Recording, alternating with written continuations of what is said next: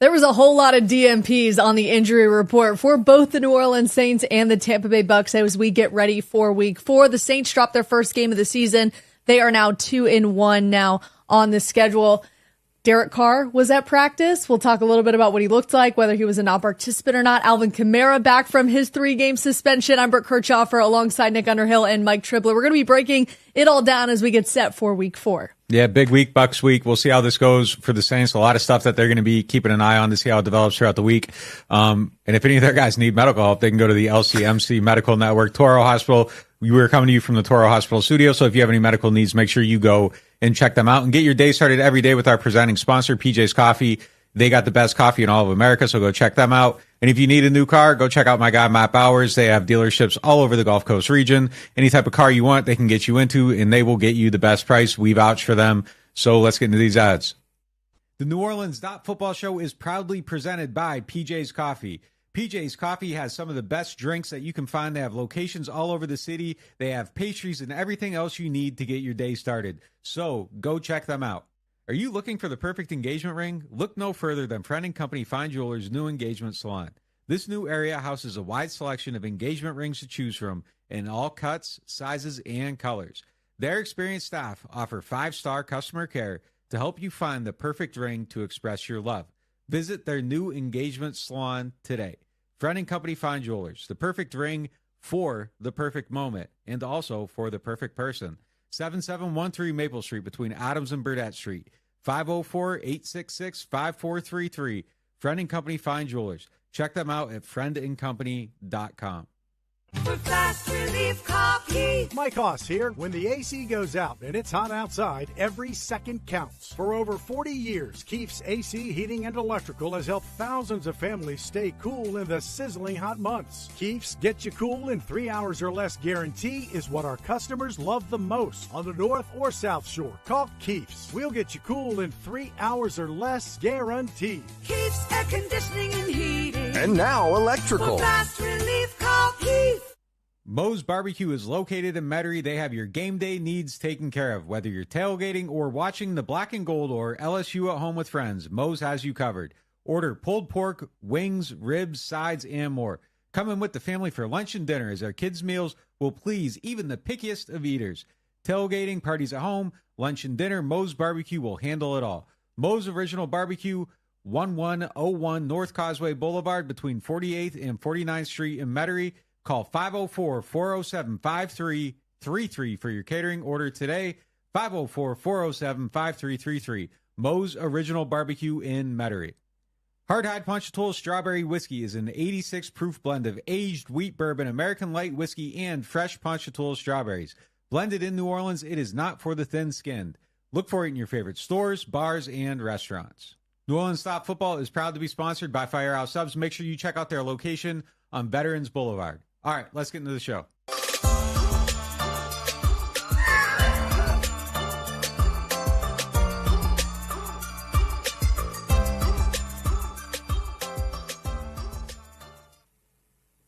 Let's get into our lead topic presented by Friend & Company Fine Jewelers. Friend & Company Fine Jewelers is home to a new engagement salon where they have a wide variety of engagement rings. And while you're there, ask them about their fleur-de-lis earrings and necklace that I have on now. They are specially priced for our NOF audience. All right, let's get into the lead topic. Derek Carr dodged a bullet with just an AC sprain. Now, we're not sure the grade of the AC sprain, but the fact that it wasn't a collarbone injury, there weren't any internal injuries because that was a concern Sunday after the game. The fact that it's just an AC sprain and us being able to see him move his arms around quite a lot. Yeah. Like he's very much like this when he talks. I was worried he was going to hurt himself talking with his hands. Exactly. I know. No sling, really good to see. Yeah, I mean, from everything this injury has been described, it's not a severe risk of re-injury. And I hate that everyone keeps saying it's a pain tolerance issue because that's like almost like daring somebody. It's a pain tolerance issue. If you can't, pain tolerance meaning can my arm function through the pain? Like, does it immediately snap back or can I throw the ball downfield? And obviously he likes to throw the ball downfield. So can he function enough to help the team? And, we talked with him a lot about that. We asked him that question in a variety of ways because we know that he's the kind of guy who would be like, I'm playing. I want to play. But and a lot of that will be up to him. We'll be honest. Can you really function and help the team play? It sounds like from everything we're hearing, this week feels like a long shot. Next week feels realistic, but I don't think you can rule out the darn it, I want to go. I don't think you can rule it out. Yeah, what are the chances he does play Sunday? Is it crazy to think he would play? I think it's crazy. I mean, I just hope that the team's smart about it and they don't allow Derek Carr to dictate this decision. I felt like last year maybe they kind of went 1 week too many with Jameis, and that was because Jameis wanted to play. So I think that you have to shut it down if you need to, and hopefully you learn from mistakes. If there is any type of risk here, I don't think that they're going to if I was running the team, I would wait until like Jacksonville. I think the next 3 games are winnable. Not necessarily you win all 3, but I think they're all winnable games without him. The Bucs, the Patriots, and Houston. I think you can win all 3 of those games. I would take it very, very easy here because I think you have higher aspirations than just winning 9-10 games. I think you want to try to get into the playoffs, and then you get into the playoffs and you see if this defense can just dismantle an opponent, which I think they can. So I would just make sure that I'm being abundantly cautious and not just is it okay? Maybe you got to be well beyond the 50-50 shot for me at this point. And I don't think it is just pain. Just make sure he's good. When he goes back out there. And he even said today that whether he was being honest or not, he said that he had no pain. He feels great. This is something they're likely going to keep in house. There's not going to be a whole lot of information leaks about the grade. I think we asked several times this week. We still don't know. But you had a chance to talk with Drew Brees, who had a grade 1 AC sprain back in 2014. He went on to play the next game, but the thing was he didn't throw all week and then played. We asked Derek Carr about that today, that if he didn't throw all week, didn't practice all week, and then played in the game, would he be comfortable? He said yes.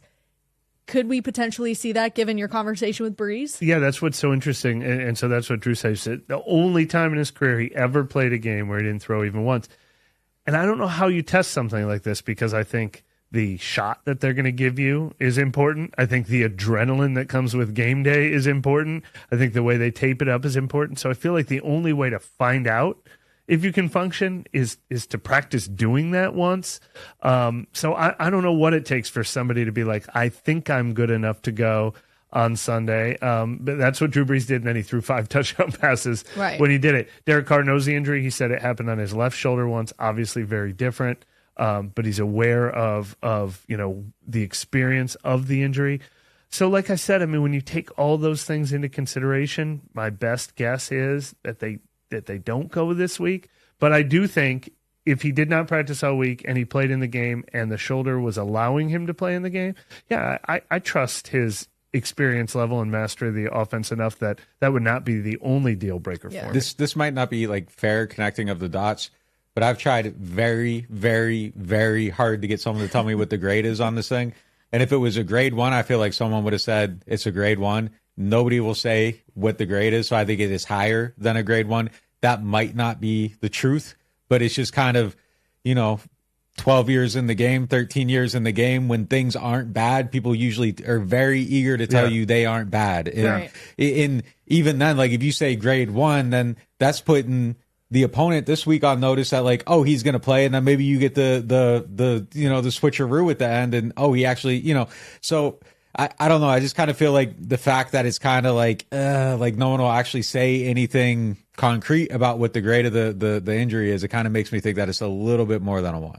If he does play this Sunday, do you expect to see any changes with the offensive line struggles? No, No, they have to figure that out, though. I almost like the fact. I almost feel like don't play him, so you have another week to figure this out. If the offensive line is shaky, that has to be a consideration. Yeah, if the offensive line is shaky and he's shaky, the whole damn thing's shaky. It's not going to stand. Yeah. So I don't like it. Look, the O line is they got issues. They got issues big time. You studied the tape. How bad was it? If you could give a grade, I mean, it's bad. It's bad. That's higher than a grade 1. Yeah, look, they're bottom third of the league offensive line right now, and the stats say it. The film says it. Mm-hmm. The crazy thing is, it wasn't Trevor Penning this week. I thought he actually played good. I thought everybody else was bad, but then next week it could be Penning giving something up, and somebody else is good, and 3 other guys are bad. They're just all not blocking well. Some of it's scheme, some of it's they're just disorganized, some of it's guys losing one-on-ones. They're losing every single which way, and I don't know. It's surprising to me, like, because these guys have been playing together for quite a while. You have an O-line coach that's very decorated in the coaching ranks. I don't get it. I don't understand it. I don't get the struggles, but like it's something. DA said it today on the record. People are saying it behind the scenes off the record. Like, this is something that is concerning. They think that they can fix it. They think it can be better, but like, it's absolutely something, I think it's an emergency situation at this point. Like, and it has to be. Your quarterback's hurt. Like, you just watched him today, and yeah, he's moving his shoulders, but like, he never moved his shoulder here. Like, he isn't putting his hand up. You know what I mean? Like, I don't think Derek could do the wave right now. So it's something that I think is a major, major concern. I don't know why there's any subterfuge about who's starting at quarterback, because I think I can tell Tampa Bay what the game plan is going to be already. If you had injured Derek Carr, 100% healthy Derek Carr, or Jameis Winston, the game plan is going to be quick throws, 3-step drop, rhythm throws, throwing it to Alvin right out of the backfield, throwing slants to Mike, throwing it to Chris Olave early in the route, and Rashid Shaheed early in the route, where hopefully they can make some yards after the catch. No quarterback is standing back in the pocket in this offense this week, whether it's Jameis, healthy Derek Carr, injured Derek Carr, until they prove that they can give a quarterback more than 3 seconds to throw. I'm surprised we haven't seen that yet. We're definitely seeing it. I think what you week. said is just the most common sense thing I ever heard, but I don't believe it's actually going to happen. I know, because they haven't done it yet. Yeah. It's just, that's what should be happening, but it's not. Like, and you have these guys that can do all those things. You got put Olave on the quick out, Rashid on the quick out. Like, you have these guys that can get open quick all over the field, and they just... Now, we did talk to Derek today, and he admitted that he held the ball too long on the one where he got hurt, because it was 3rd and 9, I believe. Was it 3rd and 10, 3rd and 9?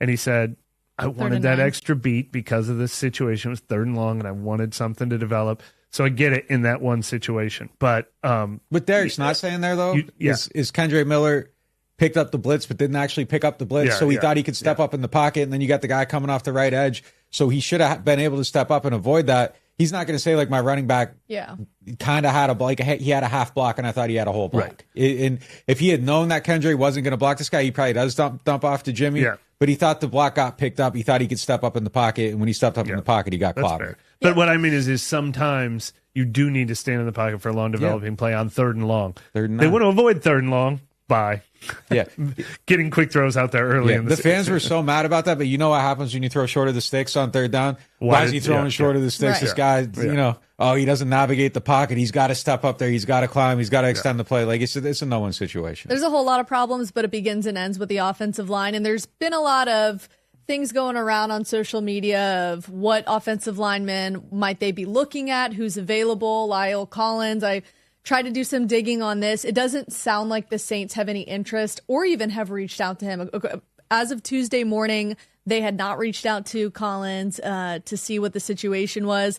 From Collins' camp, they're expecting a team to plug him in and start him right away, and they do not want to put him in a situation where he may or may not play or is a situation unfavorable to him. So I don't think that's going to happen. But Cesar Ruiz, the right guard, is still in concussion protocol. He was not seen at practice today. I believe I saw him at the facility, which he was probably just in concussion protocol getting treatment. But if he's down, what's the offensive line going to look like? Is it just a matter of Andres Pete getting plugged in? Yeah, it would be Pete on the left side and James Hurst at right guard, kind of the way they played the rest of the game this week.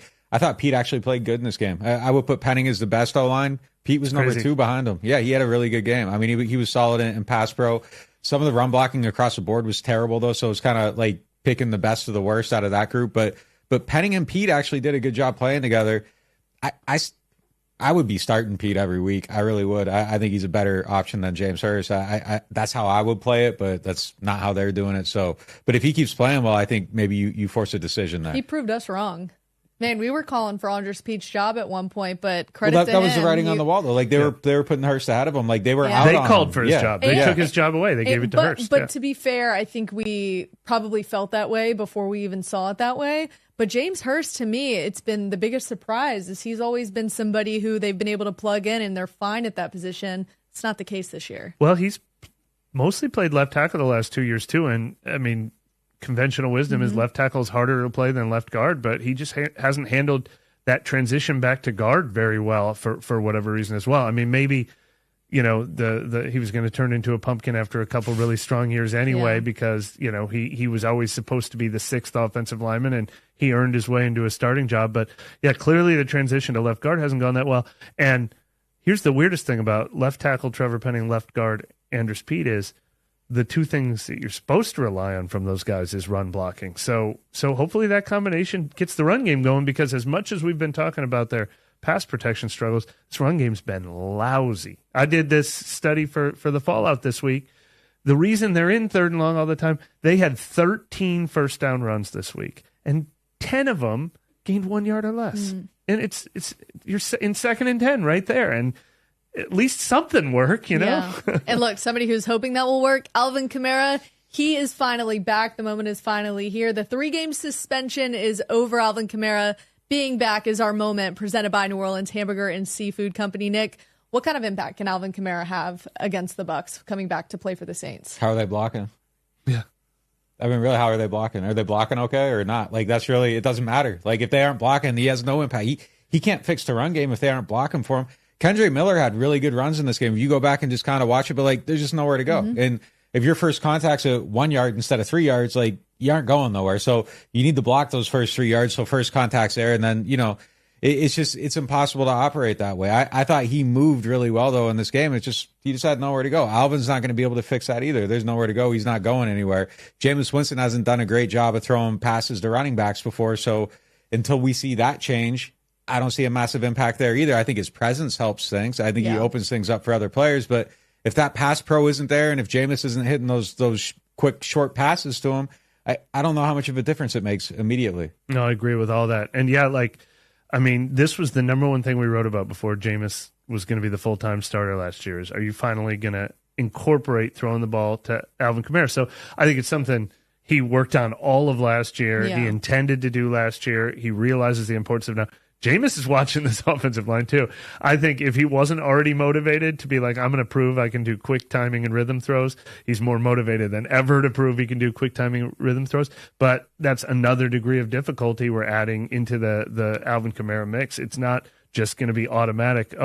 It's going to be the old Alvin who used to catch 80 passes every year when Drew Brees was running the offense. It'd be great if he could be, but it's not going to be seamless. I thought it was interesting, too, that Kamara said not only was he calling Derek Carr during this 3-game suspension, but he was calling Cesar Ruiz and trying to tell him, well, we could have done this or we could have done this. And Cesar's like, it's not that simple from just watching the game. Yeah. Just to add to Mike's last point, though, in fairness to Jameis, like one of the things he did work on last year coming into the season was stuff over the middle. Like if you look at his throw chart from the year before last year, it's crazy. It's like colored all up the sides and then the whole middle of the field. There's just like, it looks like a bagel almost. Like there's just a hole with like nothing there where the ball wasn't going. And he had the injury and he worked in rehab the whole offseason and said, like, I couldn't throw it on the field. So I was working on getting the ball here the whole entire time. Like the whole offseason, I worked on my short field accuracy, all that stuff. Then he gets hurt. So like, I don't know if we ever actually saw the fruits of those labors. So maybe there is, an improvement upon what we saw the last time he was a healthy starter. Maybe there isn't. Like we got to see it. So maybe some of these concerns are unfounded at this point and he's already addressed them. He was aware of them. So yeah. But, Alvin was definitely itching to come back. So, I'm excited to see him on the field. I want to see the offense complete, but like I want to see the real offense. I hope we don't, I'm not going to go down the dark path, but like I want to see like real offense. We haven't seen good offense in New Orleans since 2019. Like there's been a couple moments, but like it just hasn't been sustained. So that's if we're talking about the moment, like the moment when this thing actually clicks, like I'm going to be excited because there are too many good pieces in this offense for it to be this like floundering thing, and they got to figure it out at some point. And it's easy to sit here and say, and I'm sure a lot of people that are listening to this in the chat are going to say, oh, like Alvin Kamara can mask some of the offensive line issues because it's top to bottom bad. He really can't. The fact that it's left to right, all 5 offensive linemen have struggled. You've even tried to put in 2 tight ends to help. That hasn't helped either. The one play you broke down on social media, it was just like looking at it like you can't have that many guys in, and you pass protection 7 and guys. Run blocking was just 7 on 4. That picture was the story together. of the season. The story of the season. So let's not put it out there that Alvin could just mask all of this. Well, look, he's going I'll to come say, in and help, like he mentioned, but he can't fix it. he can help if the quarterback wants to is dedicated to getting the ball to him. And that's a quick outlet. He gets open quickly. Mike gets open quickly. They can help with the protection issues if the quarterback is using them as like an extension of his protection, which might be the way you have to, like, they are in like a borderline, I don't want to say like emergency situation, crisis mode, but yeah, you gotta like the mayor has announced a hurricane and you got to be prepared. So like you're going to the store, you're getting your water, like that's your water. Like make sure you're stocking up on short throws to Alvin and Mike, and this can be a way that you can protect yourself a little bit. Drew did it forever. Yeah, like that just has to be forefront of the mind. Like you can't be looking down the field to Shaheed. Like your first thought should be, is Mike open? Bang. I'm going to get it to him. I'm going to get the 4 here. I'm going to come back on second down and get 3. And then I'm going to get another 3 on third down. And I'm just going to move the ball easily down the field. That's how they got to play offense right now. All right. Speaking of guys on the team, roster moves, the Saints did release Traquan Smith. Was anyone surprised by this move? I was surprised only because of the timing. But I mean, if they had cut Traquan Smith, when they cut down to the 53, I wouldn't have been shocked. We talked about how many receivers they had to choose from, but it was a little strange that he was on IR for 4 weeks. Yeah. And I mean, Keith Kirkwood is kind of taken over his role, and I don't think he's blown the doors off. You know, Keith and Kirkwood's a reliable He's guy. probably going to be back on the practice squad, though. So, no. Keith Kirkwood? I believe Keith Kirkwood was a part of he's not on the 53 right now. Kirk Merritt. Kirk Merritt. I'm sorry. Kirk Merritt got released. I got but, you no, confused. That's right. My bad. Too many Ks. But I get. I mean, Keith Kirkwood hasn't been a big part of this offense, so I'm kind of like, I thought he was just kind of keeping that position warm for Traquan Smith. Maybe this means A.T. Perry gets a shot at some point, but I think you want a veteran in that role that Kirkwood's in now and that Smith used to play. So I was a little surprised from that standpoint, but I'm not surprised based on the fact that Traquan Smith was already a guy whose job was in jeopardy and then he missed all of training camp in the first 4 weeks of the season with an injury. Didn't shock me from that standpoint. Yeah. I was a little surprised. Yeah. I mean, a little bit. I think Traquan's good at what he does. I don't know. I mean, like, it's not like it wasn't a shocking move, but yeah, I was a little surprised. I thought he was going to be back on the team. We just seen him in the locker room like 2 days ago, hanging out. I know. Yeah, I thought he'd be back. To no surprise, Sean's already called. Sean's. Oh, are you serious? I'm dead serious. You're dead serious? He's going. He's already Detroit? got a visit. Yeah. Oh man. Yeah. I mean, it's just like the most obvious thing ever. Yeah. Look, you need all the help you can when somebody hangs 70 on you. All right, real quick, let's get to the injury report from today. A lot of DMPs, 70. 70. Yeah. It's a big People don't number. want to talk about Sean though. It's Maybe a little number. bit when it comes to that, but we'll move on. All right. Foster Moreau, Jordan Howden, Paulson Adebo, Cesar Ruiz, Derek Carr did not practice today. Ryan Ramczyk and Jimmy Graham don't count because they were a healthy scratched. It was just a rest day. Jordan Howden being out, though, was probably the most surprising guy on this list. Yeah, I mean, I think he had finger surgery. I mean, I kind of heard that a little bit. So it's something that's, I don't know. Like, we'll see. Is that one of those where you just tape it up and play with it, like in a fist? I don't know. I mean, he played last week with the injury, and then I don't know. Like, we're going to see. I think that's a big deal, though. Like, if he doesn't play, I think it's a big deal. Their safety depth is getting really, really low at this point. And I think that probably put Lonnie Johnson in there. Jonathan Abram would probably, back up him. Yeah.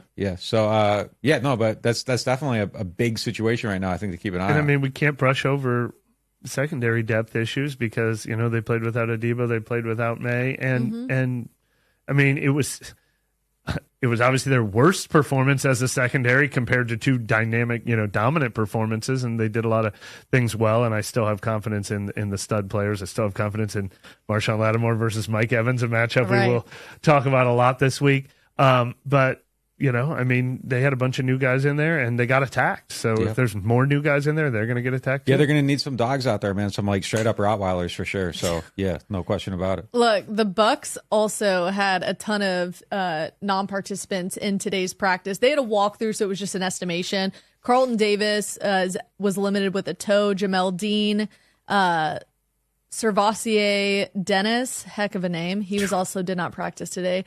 Kalaje Cansey did not practice. Derek Pitts, Vita Vea, and Devin White did not participate. We'll be keeping our eyes on those. Devin White and Vita Vea being on this list, to me, is the one that you kind of need to circle and keep an eye on. Why are you looking at me like that, Because Mike? I'm thinking about all the players that didn't play for the Packers. Oh, I know. And then they were... I mean, that I can't imagine a scenario Aaron where Jones we're not was out talking in that about the game. It's Packers game at crazy. the end of the season. If the Saints Yeah. finish with 8 wins, 10 wins, 12 wins, like no matter what, the opportunity they didn't seize in Green Bay. But sorry to bring up bad news. No. We're moving forward. It's Tampa Bay week. Yes, well, coming up after this quick break, we will go around the NFC, and then we hear from you guys with our question of the day, and we're getting to the Saints defense that continues to be money week to week. We'll see you right after this. Now, at New Orleans Hamburger and Seafood Company, get our $10.99 shrimp remoulade combos with zesty shrimp remoulade and fried shrimp or catfish for only $10.99. And did you hear? Soft-shelled crabs are back at New Orleans Hamburger and Seafood Company. Are you tired of renting and ready to own your dream home? Contact Jefferson Financial Federal Credit Union, your trusted source for home loans. Our competitive rates and flexible terms can help make your home ownership dreams a reality. If you're a first-time home buyer or looking to refinance, our experienced lenders are here to help. Our online application process allows you to apply on your schedule. It's quick, easy, and convenient. Visit us online at jeffersonfinancial.org to learn more. Federally insured by NCUA, Equal Housing Lender.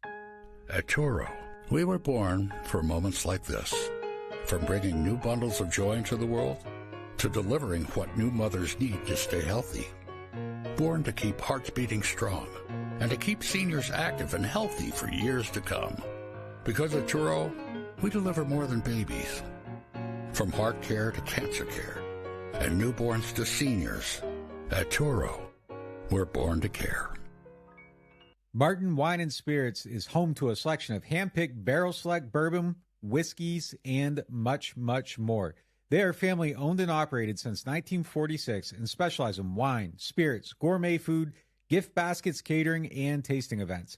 They have many locations, so they're never too far away. You can check them out in Metairie, New Orleans, Mandeville, and Baton Rouge, or if it's more convenient, you can always shop online. Whether you're a wine novice or a seasoned collector, you'll enjoy the Martin Wine and Spirit experience.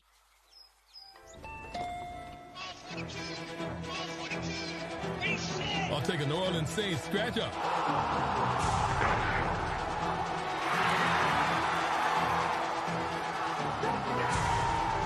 Play New Orleans Saints from the lottery. Just scratch, fold, and punch your way to winnings. Punch your ticket with New Orleans Saints. Win up to $100,000. Enter our second chance drawings, giving you a season to smile.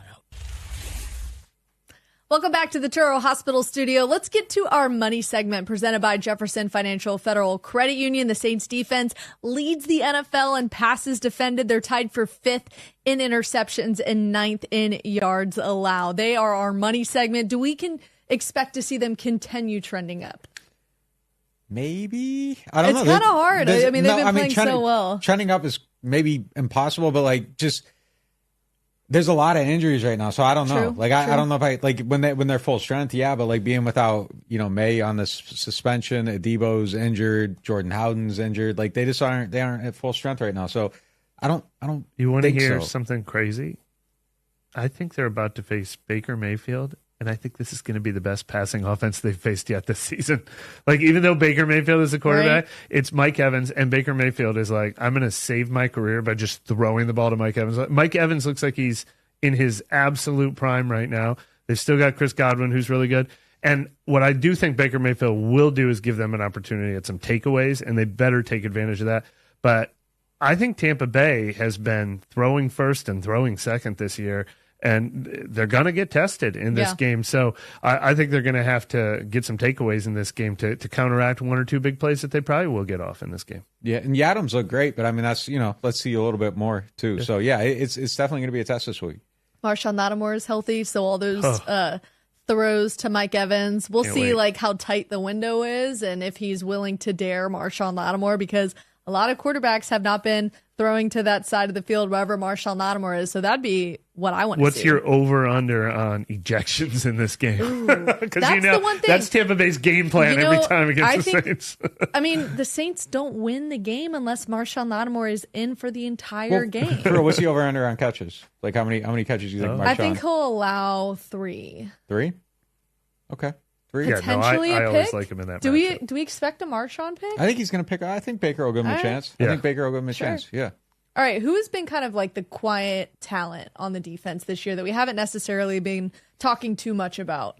Pete Werner. I That was mean, gonna be mine. we never talk Dang about we never talk about him, but he cleans up every play. Yeah. He's always where he's supposed to be.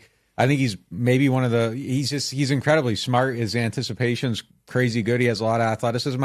I still think he's really underappreciated, and he does everything well. And look, he's added like a little bit of blitzing to his repertoire too, which is something that. It's funny, I was talking to him about it recently, and like he's like studied it for 2 years in anticipation for the opportunity, and it never came until this year. And that's just kind of how he approaches things. Like, remember last year when he was out, like we were watching him and he was like sitting there like breaking down and putting together clips for other guys, like while he was injured on the defense, like so he could help them. Like he's just a very cerebral film study type individual, and like he's studied that aspect, and he never really blitzed in college, never blitzed in the NFL, and then he's been doing it now, and he looks okay doing it. So I think he's still kind of like a little bit under the radar in terms of like players that are appreciated, because he makes every play, but he's not loud. Like he's like Alante is a loud player. DeMario's a loud player with how they play, and like Pete just kind of like gets things done, and it isn't necessarily like loud and poppy, but he's always doing the right thing. Yeah, I mean, he's the right answer to that question. I thought like this feels like a perfect Pete Werner setup, this question. I mean, the only other two names that are coming to my mind, because we've talked so much about the new defense line. We talked about Carl Granderson a million times. We've talked about the DBs a million times. I mean, have we given Cam Jordan enough credit? I think he's playing as good as he's played in his, third wave of his career, or whatever you want to call this, which has been hugely important for this team.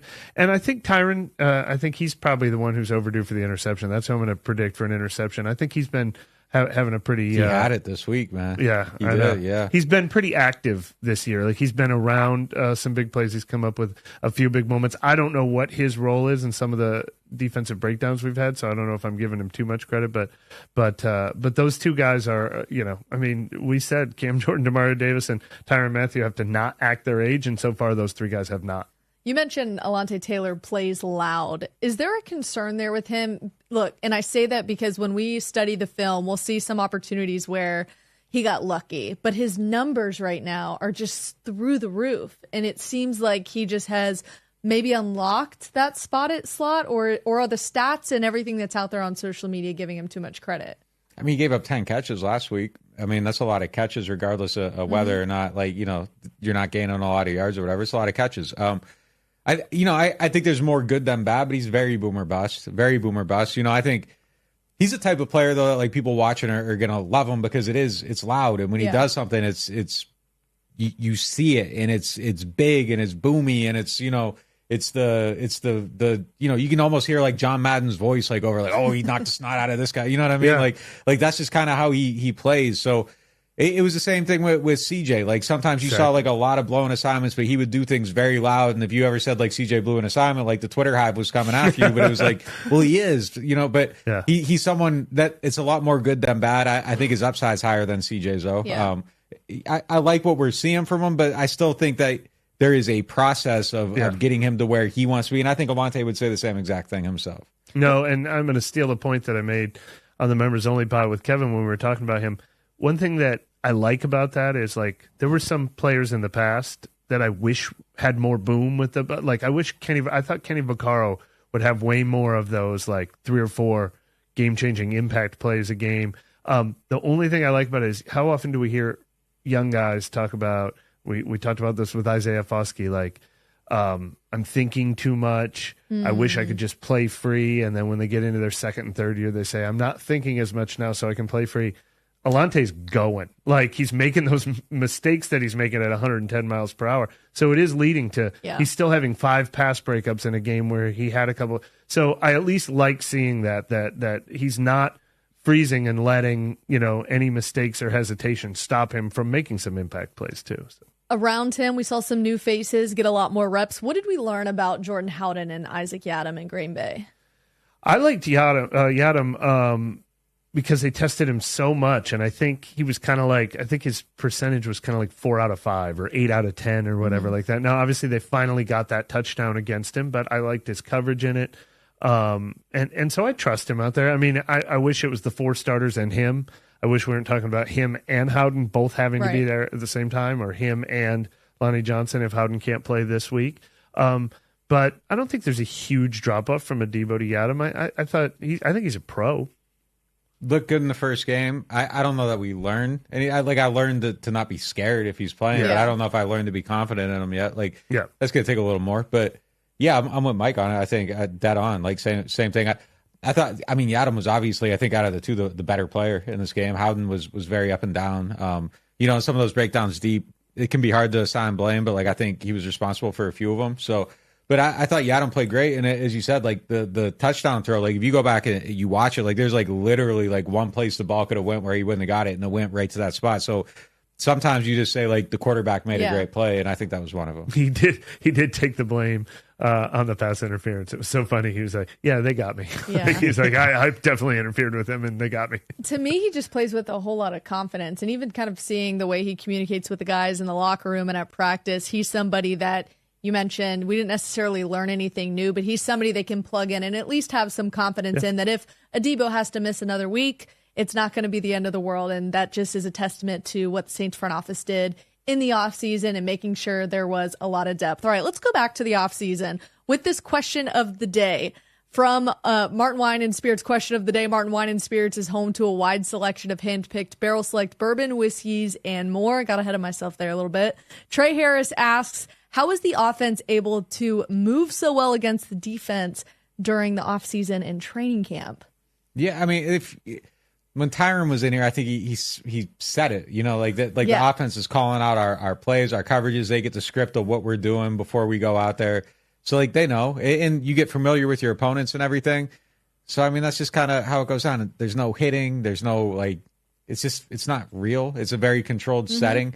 But I would also say that, I'm a little bit surprised by the offensive struggles early in the season because, it didn't look like they were struggling in training camp. But, I don't know. You aren't, calling plays for situations and stuff like that. So things are different and they change. And when it's a live bullet, it's different than a practice range. Are we also just taking another stick to the piñata if we say because the offensive line isn't live stopping the defensive line from sacking the quarterback?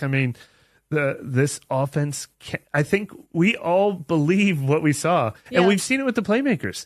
Michael Thomas, Chris Olave, and Rashid Shaheed are playing as well as we expected them to, maybe better. I saw a stat that I hate saying out loud. I've already started it. I want to stop myself already, that they're the only team in the NFL that hasn't dropped a pass this year. Those guys are so clutch, and they're making such big plays. It's just a matter of getting the ball to them. They're getting the ball to them in practice because they're not allowed to sack you, so you had more time to get the ball to them. And even in that first preseason drive, that was just a picture of what this offense should look like. It was, there were some backups on the field. It was a pretty basic defense they were facing. So when the offensive line is not letting them do anything, we're not seeing what we saw in the training camp. They've got to find a way to combat that too in training camp. Weren't we just saying 2 years ago that maybe DA was a little too soft in his first year of training camp? The fact that this is a potentially training camp issue, and you even have done some digging too, with offensive linemen and how it's maybe different than coming from college to the NFL than it used to be in recent years, right? Yeah, there's not much you can do though because there's only so many padded practices, so you can only get so many real reps. It's not something that you can just you're dictated on kind of what you can do out there. And yeah, college offenses have changed. Guys coming to the league, they aren't 3-point stances sometimes. You just. Everything about the way the college game is played is different now. So guys are coming in less prepared. Then you're getting less practice time in the NFL than you used to. So I think just it's a problem for everybody to some extent, but it's worse for the Saints right now than a lot of teams. Reps are the biggest thing. Doug Marrone kept saying that. Dennis Allen kept saying that. Pete Carmichael, you asked any of the coaches this offseason, the one thing that's an issue with getting offensive linemen up to speed is just reps, and you can't force it. It's going to come over time. Brooke, that's the craziest thing about this offensive line breakdown is they all were healthy all preseason and training camp long. It was one of the things we talked about going into week one. The starting 5 offensive linemen have all just spent 5 weeks working together, and they're all healthy. We were concerned about their health. They had all that time together. Yeah. It's a mystery that they're playing as bad as they have been. It's very surprising. Also surprising, let's go around the NFC South real quick. The Panthers are 0-3. Andy Dalton did get the start for the Panthers last week when they lost 37-27. He was sacked 3 times through 2 touchdowns, no interceptions. But a quick note on that, Bryce Young did practice today, so it looks like that he will be back this weekend for the Panthers. We'll see what happens there. The Panthers will have the Vikings at home next Sunday at noon. The Falcons, meanwhile, are 2-1. Falcons were held out of the end zone Sunday in Detroit, losing 20-6 to the Lions. Linebacker Troy Anderson is on IR. Storm Norton is no longer in New Orleans. He was signed to the 53-man roster for the Atlanta Falcons. Also interesting, too, Cordero Patterson hasn't played at all this season yet because of a thigh injury, but Bijan Robinson has kind of been the guy that's quieted the noise there because he's just been so good. And then lastly, with the Bucs, they are 2-1. They lost Monday night to the Eagles 25-11. They didn't reach the end zone until the fourth quarter. They only had 41 rushing yards in that game. Gross. I think the Saints will be able to see that number and feel like they can hold them the to NFC something South similar. Finally looked like we thought it would look this week. And they gave up 472 offensive yards. It is the Eagles. They are a good team, but my goodness. Yeah, I mean, the opportunity is there, but the opportunity has been there for the Saints all along. The opponents have not been what's stopping them. They've faced really good defensive lines all season. I want to, you got to give credit to Green Bay's defensive front as being part of the problem too. But the schedule has not been what's getting in the Saints' way this year, and it's not going to be again this week. And it won't. Yeah, it won't. Yeah, and as we mentioned, Vikings at Panthers Sunday at noon, Falcons at Jaguars in England. That will be Wembley Stadium, 8:30 a.m. in the morning. I don't miss that Saints-London game last year, having to wake up that early for that. Do not miss it at all. I know that was probably a fun experience for the people there, but for us back in New Orleans, no, I'm good here. Brutal. And then, of course, the Bucs are at the Saints Sunday at noon. We will continue to be breaking all of that down this week. We will be live again on Friday with all of the matchups and things like that. We'll be back out at practice Thursday, and we'll continue to try to get more information on Derek Carr as we get closer to game day Sunday, Bucs at Saints. We'll see you next time.